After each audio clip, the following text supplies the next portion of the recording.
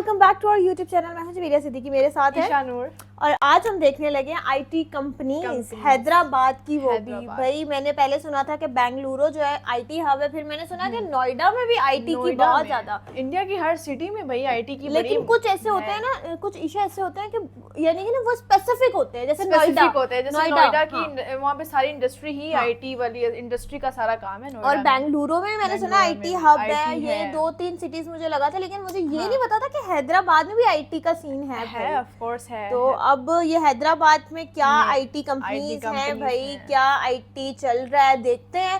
हमें लगता है कि इंडिया की हमने जो सिटीज देखी हैं, हर सिटी में आईटी की बड़ी वो एक है।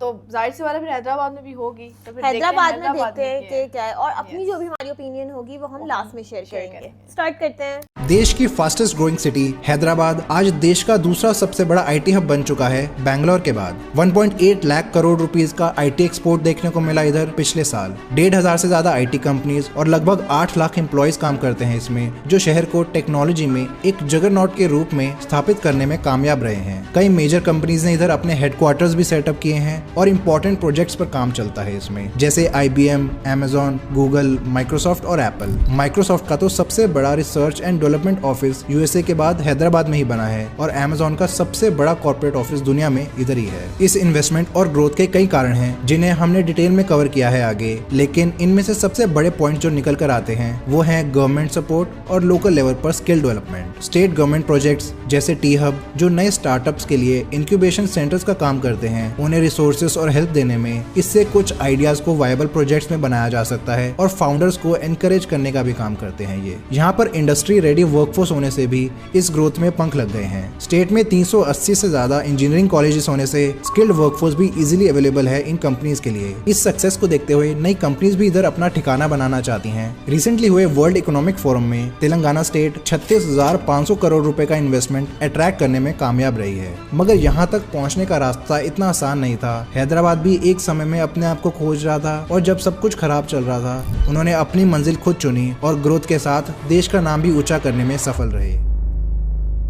हैदराबाद की शुरुआत 1589 में हुई थी जब कुली कुतुब शाह, जो कुतुब शाह डायनेस्टी के रूलर थे, उन्होंने मूसी नदी के पास एक छोटा सा टाउन बसाने का सोचा। ये फैसला उनकी कैपिटल गोलकोंडा में पानी की कमी के कारण लिया गया था, जो नदी से सिर्फ 7-8 किलोमीटर ही दूर थी। एक पुराना पुल नजदीक होने की वजह से भी गोलकोंडा तक ट्रैवल करना आसान था वहाँ से। ये पुल कुछ साल पहले ही कुली कुतुब शाह के फादर इब्राहिम कुतुब शाह वाली ने बनवाया था। हैदराबाद को तो बनाया गया था गोलकोंडा को डीकंजेस्ट करने के लिए, लेकिन बहुत जल्द थोड़ा बहुत ट्रेड भी देखने को मिला, जिसमें डायमंड एक बड़ा पार्ट उभर कर आया। चार मीनार को बनवाने का काम भी इन्होंने ही किया 1591 में। गोलकोंडा डायमंड्स, जो अभी आंध्र प्रदेश के गोदावरी कृष्णा डेल्टा रीजन में माइन किए जाते हैं, एक स्पेशलिटी बन गए थे गोलकोंडा सल्तनत में। इन डायमंड्स को टाइप 2A क्लासिफाई किया जाता है, यानी ये पूरे कार्बन के बने होते हैं बिना नाइट्रोजन के मौजूदगी के, जो बड़े साइज और हाई क्लैरिटी के साथ मिलते हैं। दुनिया में सबसे बेस्ट डायमंड्स कहलाए जाते थे ये सैकड़ों सालों के लिए। Top quality antique and precious James होते थे इधर के, जिसका सबसे फेमस एग्जाम्पल है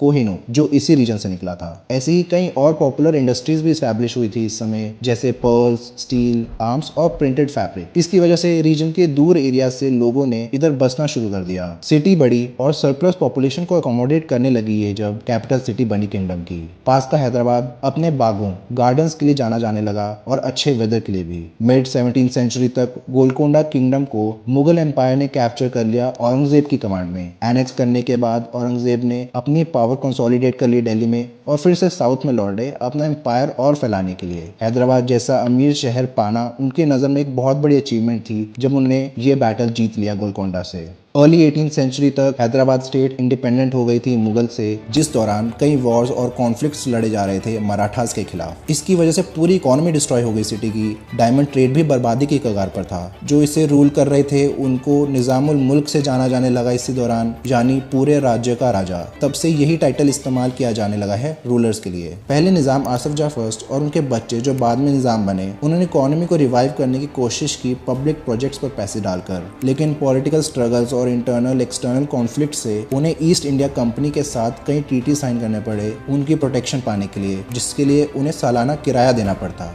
उनके हाथ से धीरे धीरे सॉवरेंटी निकल रही थी, जैसे कोस्टल एरियाज कंपनी को देना, कुछ मेजर पोर्ट्स का कंट्रोल लूज कर देना और ब्रिटिश ट्रूप्स को स्टेट में रखना और उनकी मेंटेनेंस देने से स्टेट बैंकरप्ट हो गई अर्ली 19th सेंचुरी में। आसफ जाह फिफ्थ ने अपने शासन में कई रिफॉर्म्स भी किए अपने प्राइम मिनिस्टर सलार जंग फर्स्ट के साथ मिलकर, जैसे सेंट्रल ट्रेजरी बनाना, रेवेन्यू और जुडिशियल सिस्टम को इम्प्रूव करना, पहले रेल और टेलीग्राफ नेटवर्क्स बिछाना और पहला कॉलेज दारुल उलम एस्टैब्लिश करना। इन प्रोजेक्ट से इकोनॉमी को फायदा पहुंचा। हैदराबाद में अर्बनाइजेशन भी बढ़ी, नए ब्रिजेस और पोर्ट्स का निर्माण हुआ, जिससे डायमंड ट्रेड फिर से पहले की तरह दुनिया में छा गया। रेलवे लाइन कंस्ट्रक्ट करने के लिए 1923 में निजाम गारंटीड स्टेट रेलवे की स्थापना की गई, जिससे ट्रांसपोर्टेशन सिस्टम और मजबूत बने और ट्रेड बढ़े। कुछ नई इंडस्ट्रीज जैसे मेटल वर्क्स, टेक्सटाइल और हैंडीक्राफ्ट भी दिखना शुरू हो गए इधर। ये इंडस्ट्रीज न सिर्फ शहर की इकोनॉमी बल्कि लोकल एम्प्लॉयमेंट को बढ़ाने में भी कारगर साबित हुई। 1901 तक हैदराबाद की पॉपुलेशन 4.5 लाख पहुंच गई थी, पूरे ब्रिटिश इंडिया में चौथा सबसे ज्यादा जनसंख्या वाला शहर, और जो पूरी हैदराबाद स्टेट थी उसकी पॉपुलेशन थी 1.1 करोड़। कुछ साल बाद एक खतरनाक flood, the great Musi flood ने अपना कहर ढाया शहर पे, 15,000 लोगों को मौत के घाट उतारते हुए और कम से कम 2 लाख लोगों को इफेक्ट करते हुए। मूसी नदी पर बने सारे ब्रिजेस तहस नहस हो गए, बस एक पुराना पुल को छोड़कर। इस फ्लड ने काफी शहर को तबाह कर दिया, कई लोगों की जिंदगी उजाड़ दी, जिसने निजाम को रिकंस्ट्रक्शन के साथ बेहतर प्लानिंग करने के लिए मजबूर कर दिया ताकि फ्यूचर में ऐसी तबाही ना देखने को मिले फिर से। उसके लिए सर एम विश्वेश्वरैया, जो कि देश के सबसे पहले और प्रोमिनेंट सिविल इंजीनियर्स में से एक थे, जो बाद में मैसूर स्टेट के प्राइम मिनिस्टर भी बने, उन्हें मॉडर्न फ्लड प्रिवेंशन सिस्टम को डिजाइन करने के लिए बुलाया गया। इस प्रोजेक्ट के अलावा भी उनका काफी योगदान रहा है, स्पेशली मैसूर और दूसरे स्टेट्स में उनको भारत रत्न भी प्रदान किया गया था बाद में। सर एम विश्वेश्वरैया के कहने पर ही 2 बड़े रिजर्वायर्स का निर्माण किया गया सिटी के वेस्टर्न साइड पर, ओस्मान सागर और हिमायत सागर। इनके बनने से फार्मिंग को रेगुलर वाटर सप्लाई भी मिलने लगा और एग्रीकल्चर प्रोडक्टिविटी में बढ़ोतरी देखने को मिली आसपास के रीजन में। कई इंस्टीट्यूशंस और पब्लिक बिल्डिंग्स का निर्माण हुआ, जैसे Begumpet airport, Hyderabad state bank, Osmania university, Nizamia hospital और Hyderabad high court. Begumpet airport के साथ निजाम ने अपनी एयरलाइंस भी शुरू की, डेक्कन एयरवेज नाम से, जो एक जॉइंट वेंचर था टाटा एयरलाइंस के साथ। निजाम अपनी बेशुमार दौलत के लिए भी मशहूर थे, 173 जेवर ज्वारात थे उनके पास और उन्हें दुनिया का सबसे अमीर आदमी भी घोषित किया गया था 1937 में गोलकोंडा माइंस ओन करने की वजह से। उनकी फोटो टाइम मैगजीन के कवर पर भी छपी थी तब। बेगमपेट एयरपोर्ट में कमर्शियल ऑपरेशंस के साथ लेजर और जॉयराइड सर्विसेज भी चलती थी, जिसका भरपूर इस्तेमाल करते थे निजाम। वर्ल्ड वॉर 2 के दौरान रॉयल ब्रिटिश आर्मी ने इसे अपना बेस भी बनाया था। इसके बारे में और जानने के लिए हमारी वीडियो देखें आई बटन पर क्लिक करके। देश को आजादी मिलने के बाद निजाम हैदराबाद स्टेट को इंडिया में ना शामिल करके इंडिपेंडेंट रहना चाहते थे, लेकिन लोगों में बढ़ती नाखुशी बाहर आई प्रोटेस्ट और वायलेंस के रूप में। इसको देखते हुए होम मिनिस्टर सरदार वल्लभ भाई पटेल ने इंडियन मिलिट्री भेजी, जिससे ऑपरेशन पोलो नाम दिया गया। 4 दिन के अंदर निजाम ने सरेंडर कर दिया और हैदराबाद को ऑफिशियली इंडिया में इंटीग्रेट करने में सफल रहे। लेकिन उसके बाद भी स्टेट को मैनेज करना इतना आसान नहीं था। पहले इलेक्शंस के बाद स्टेट को लिंग्विस्टिक और सोशल लाइंस पर रीऑर्गेनाइज किया गया। कुछ पार्ट बॉम्बे स्टेट में चला गया, आज के महाराष्ट्र, कुछ पार्ट कर्नाटका में और तेलुगु स्पीकिंग रीजन आंध्र प्रदेश में। लेकिन तेलुगु स्पीकिंग लोगों में असंतोष बढ़ने लगा, जो अपनी एक अलग स्टेट की मांग रख रहे थे तेलंगाना नाम से, मगर उनकी मांगे पूरी नहीं हुई। तब आंध्रा में स्टेट और सेंट्रल गवर्नमेंट ने बेसिक इंफ्रास्ट्रक्चर पर काम शुरू किया, जिससे डेवलपमेंट के साथ नई जॉब्स भी क्रिएट की जा सके। इनमें नए पब्लिक सेक्टर यूनिट्स भी शामिल थे, जैसे BHEL, Bharat dynamic, electronics corporation of India और NMDC। इन इनिशिएटिव्स की वजह से हैदराबाद एक कॉस्मोपॉलिटन सिटी बनने लगी। टाइम के साथ लोगों की नीड्स भी चेंज हुई और प्राइवेट सेक्टर में इन्वेस्टमेंट और बढ़ने लगी। हैदराबाद को एक मॉडर्न सिटी बनाने के लिए कदम उठाए जाने लगे। फिर 1986 में पहला IT टावर खोला इधर इंटरग्राफ नाम से। लेकिन तब के और अभी आंध्र प्रदेश के CM चंद्रबाबू नायडू और उनकी गवर्नमेंट ने कुछ इनिशिएटिव्स उठाए, जिससे हैदराबाद में टेक्नोलॉजी बेस बन पाया। 1995 उनकी गवर्नमेंट ने हाईटेक सिटी को सेटअप किया लार्सन एंड टूब्रो के साथ मिलकर, जिसे साइबराबाद भी कहते हैं। इसका आइडिया उन्हें तब आया जब वो साउथ ईस्ट एशिया के टूर पर इन्वेस्टर से मिलने और स्टेट को प्रमोट करने गए थे। सिंगापुर और मलेशिया में टेक्नोलॉजिकल डेवलपमेंट से काफी प्रभावित हुए, खासकर कुआलालंपुर के मल्टीमीडिया सुपर कॉरिडोर से। ये एक स्पेशल इकोनॉमिक जोन और बिजनेस डिस्ट्रिक्ट है, जहां नई इनोवेटिव टेक्नोलॉजीज को एनकरेज किया जाता है, tax breaks, high speed internet और बेटर इंफ्रा फैसिलिटीज प्रोवाइड करके। हैदराबाद में ऐसा रिक्रिएट करने के लिए $350 मिलियन इन्वेस्ट किए गए, जो बाद में हाईटेक सिटी बना। बाय बाय बैंगलोर और हेलो हैदराबाद के स्लोगन देने से उनका एम साफ था कि आईटी इंडस्ट्री इतनी बड़ी बनाओ कि कंपनीज और लोग बैंगलोर की जगह हैदराबाद को चूज करने लगे। इसके लिए सीबीएन और उनके मिनिस्टर्स ने बड़ी इंटरनेशनल कंपनीज जैसे माइक्रोसॉफ्ट, सीए टेक्नोलॉजीज, डिलॉयट वगैरह को अपना विजन 2020 बताया और इन्वाइट किया हैदराबाद में। नायडू ने पर्सनली बिल गेट्स को माइक्रोसॉफ्ट डेवलपमेंट सेंटर इधर बनाने के लिए कन्विंस किया, जो उनका सेकंड लार्जेस्ट डेवलपमेंट सेंटर बना यूएसए के बाद। बायोटेक्नोलॉजी कंपनीज को अट्रैक्ट किया और जीनोम वैली बनाई भारत बायोटेक कंपनी के साथ मिलकर। इससे आज हैदराबाद एक फार्मा हब और वैक्सीन कैपिटल ऑफ वर्ल्ड बन पाया है। हाईटेक सिटी जिसकी फुल फॉर्म है Hyderabad information technology and engineering consultancy city. इसमें साइबर टावर्स पहली बिल्डिंग मानी आईटी से रिलेटेड, जिसका यूनिक स्टाइल एक सिंबल की तरह उभरा। सिटी ऑफ पर्ल्स का transformation city of destiny, IT और फार्मा इंडस्ट्री में होने लगा धीरे धीरे। इसमें बने रहेजा माइंडस्पेस आईटी पार्क में बहुत जल्द डेवलपमेंट हुई, जो कि एक SEZ है। सिर्फ 14 महीने में 93,000 स्क्वायर मीटर एरिया में ऑफिस बिल्डिंग्स अंकुरित होना शुरू हुई। Hyundai, IBM, Accenture, bank of America और फेसबुक जैसी कंपनीज अपनी प्रेजेंस बनाई, जहां 10,000 लोग काम करने लगे। बाद में Deloitte, Parexel, Qualcomm, tech Mahindra, Oracle, Amazon, general electric भी आई, जिससे आईटी इंडस्ट्री एक्सप्लोड हो गई सिटी में। 2008 तक इनमें 20,000 लोग काम कर रहे थे और लगभग 55,000 वर्कर्स को एकोमोडेट कर सकता था ये, जो इसे हाईटेक सिटी का सबसे बड़ा आईटी पार्क बनाता है। अमेजॉन एक बड़ा इन्वेस्टर आया है। अपने ऑपरेशंस इंडिया में उन्होंने 2004 में शुरू किए थे इधर से ही। इसके बाद 2019 में उन्होंने दुनिया का सबसे बड़ा कैंपस यहाँ खोला, जो 9.5 एकड़ में फैला हुआ है और 15,000 एम्प्लॉइज को हैंडल कर सकता है। फाइनेंशियल डिस्ट्रिक्ट भी बनाया गया बैंक्स और रियल एस्टेट कंपनीज को सेटअप करने के एम से। 75 एकड़ एरिया में फैले इस डिस्ट्रिक्ट में TSI बिजनेस पार्क्स और वेव रॉक बिल्डिंग्स वगैरह मौजूद हैं, हजारों एम्प्लॉइज के साथ। 2014 में कई साल की स्ट्रगल के बाद फाइनली तेलुगु स्पीकिंग लोगों को अपनी स्टेट मिल गई, तेलंगाना। आंध्र प्रदेश के 10 नॉर्थ वेस्टर्न डिस्ट्रिक्ट्स को नई स्टेट में बनाया गया हैदराबाद कैपिटल के साथ। क्योंकि आंध्र की अपनी कैपिटल तेलंगाना में चली गई, तो उन्होंने इसे 10 साल के लिए टेम्पररीली अपनी कैपिटल रखा, जिसके बाद अमरावती में शिफ्ट कर दी गई। नए तेलंगाना स्टेट में के चंद्रशेखर राव CM बने और हैदराबाद में आईटी इंडस्ट्री को नए मुकाम पर ले जाने पर जुट गए। नई बिजनेस फ्रेंडली पॉलिसीज और फैसिलिटीज बनाने का काम शुरू किया, इनोवेशन बढ़ाने और साथ में स्टार्टअप्स को बूस्ट करने के लिए, जिसका एक बड़ा एग्जांपल है T-Hub। ये एक टेक्नोलॉजी इंक्यूबेटर है जो 100 से ज्यादा इनोवेशन प्रोग्राम्स को पिछले 7 सालों में डिलीवर करने में कामयाब रहा है। 2000 स्टार्टअप्स को देश और दुनिया में ग्रो करने में मदद पहुंचाई है, इन्फ्लुएंशियल स्टेक होल्डर से कनेक्ट करवाकर। इसे CM KCR और IT मिनिस्टर KT रामाराव ने टाटा सन्स के चेयरमैन रतन टाटा के साथ लॉन्च किया। T-Hub न सिर्फ प्राइवेट कंपनीज को बल्कि स्टेट और सेंट्रल गवर्नमेंट्स की ऑर्गेनाइजेशंस को भी इनोवेशन इकोसिस्टम्स बिल्ड करने में मदद करता है। बेस्ट इंक्यूबेटर इन इंडिया का अवार्ड भी दिया गया नेशनल स्टार्टअप्स अवार्ड 2022 में। इसकी सक्सेस को देखते हुए T-Hub 2.0 को भी बनाया जा रहा है अभी। इन इंक्यूबेटर्स के अलावा हैदराबाद और तेलंगाना में न्यू एज एंटरप्रेन्योर्स और वर्कर्स के लिए बेहतरीन हायर एजुकेशन के ऑप्शंस भी हैं। शहर में 3 सेंट्रल यूनिवर्सिटीज, 3 डीम्ड यूनिवर्सिटीज और 4 स्टेट यूनिवर्सिटीज मौजूद हैं। उस्मानिया यूनिवर्सिटी एक पब्लिक स्टेट यूनिवर्सिटी है, जिसे 1918 में तब के निजाम नवाब मीर उस्मान अली खान की मदद से बनाया गया था। ये शहर की सबसे पुरानी यूनिवर्सिटी है।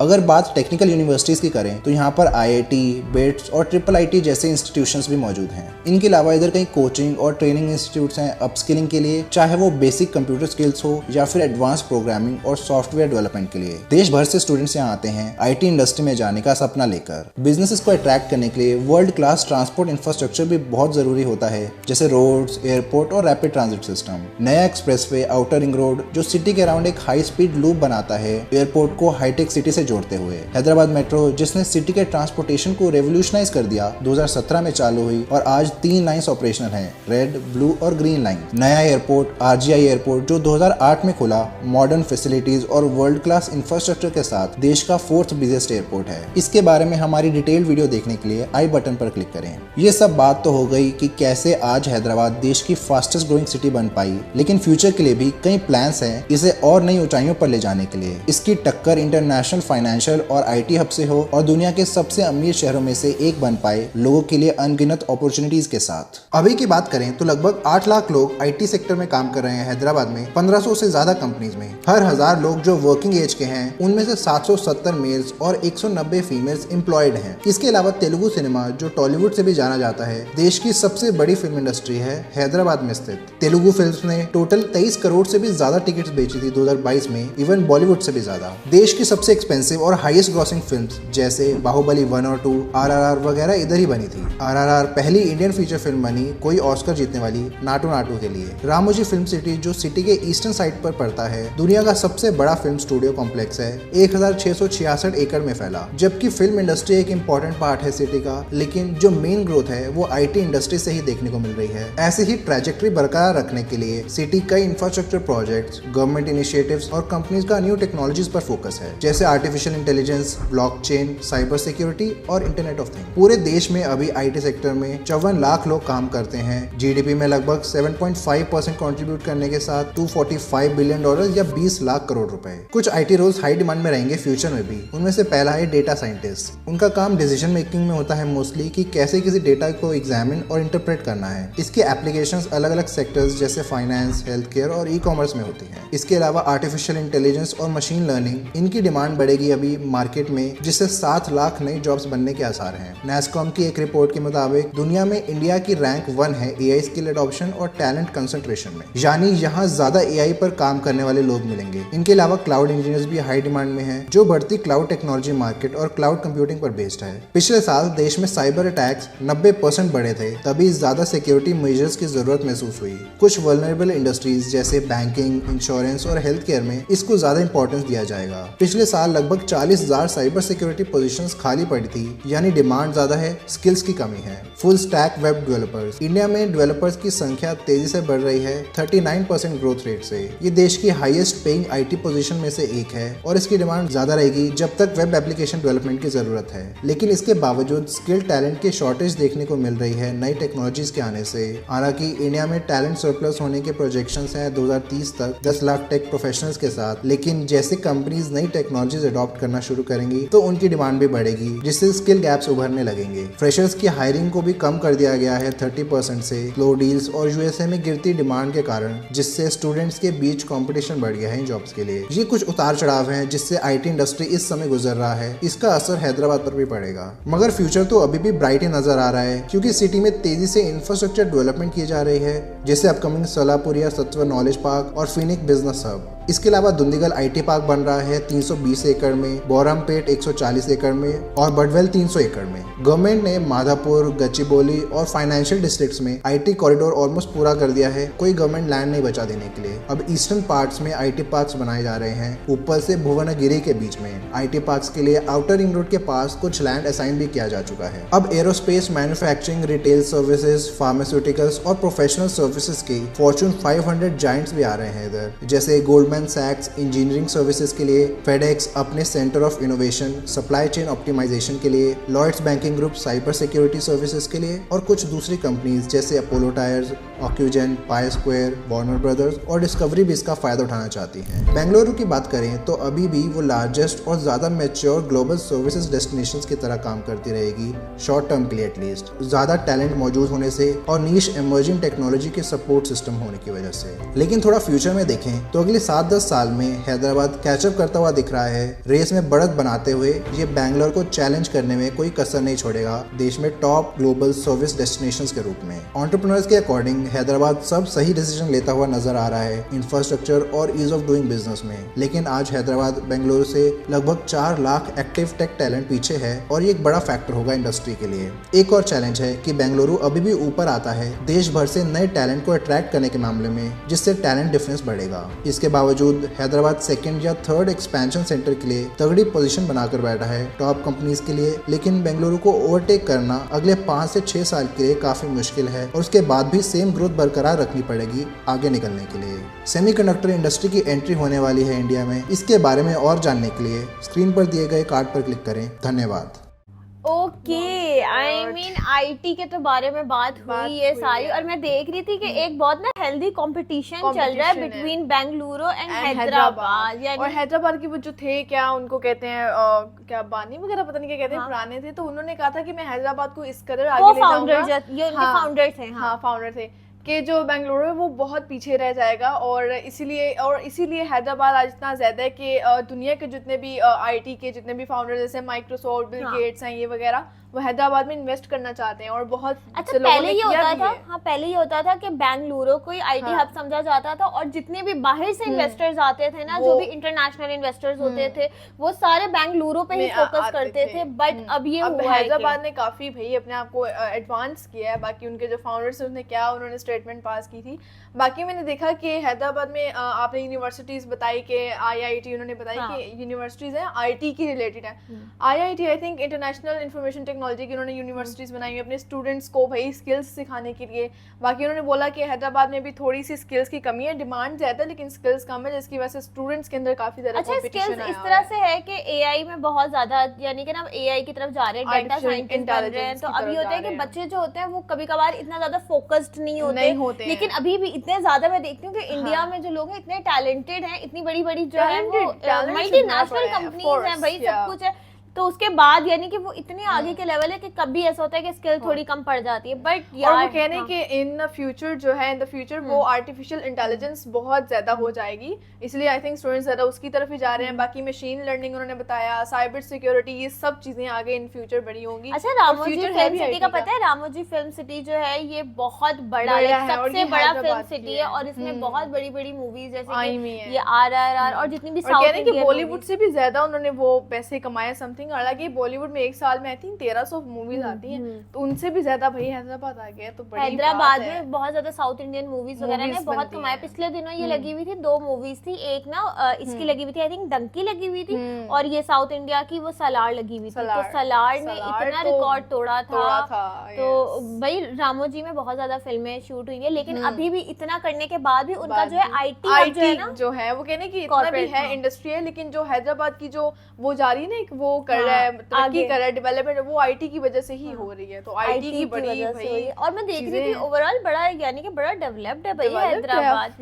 एक हमारा जो हैदराबाद है बिल्कुल कराची जो है इज द मेन सिटी, और हैदराबाद जो है is a small city kind of town करके वो है, छोटा सा कराची के साथ। और वो बिल्कुल हैदराबाद के लोग ना इसको कहते हैं स्मॉल टाउन वाला कहते हैं, बट इनका हैदराबाद देखो पूरी सिटी बनी बड़ा शहर है। हैदराबाद की एयरपोर्ट्स, बिल्डिंग्स, इंडस्ट्री, हर और वो मैं देख रही थी जो इन्होंने यूट्यूब का क्या वो कह रहे थे कि वो एक इन्होंने एक जो बनाया है ट्यूब करके नाम था उसका, और अब 2.0 भी उसका बन रहा है, यानी कि वो जो होता है ना कॉर्पोरेट ऑफिसेज के लिए बड़ी बड़ी बिल्डिंग्स होती हैं, वो बीपीओ वगैरह की उन्होंने चीजें काफी उन्होंने सर्विसेज की हुई है। बाकी ओवरऑल तो भाई मैं तो बड़ी अच्छा, मैंने एक बार सुना कि भाई बाहर से बड़े बड़े जो हैं जैसे मैंने बिल गेट्स भाई वो माइक्रोसॉफ्ट में इन्वेस्ट करना चाहते हैं हैदराबाद में माइक्रोसॉफ्ट की है भी हैं काफी सारी, उन्होंने भी दिखाई।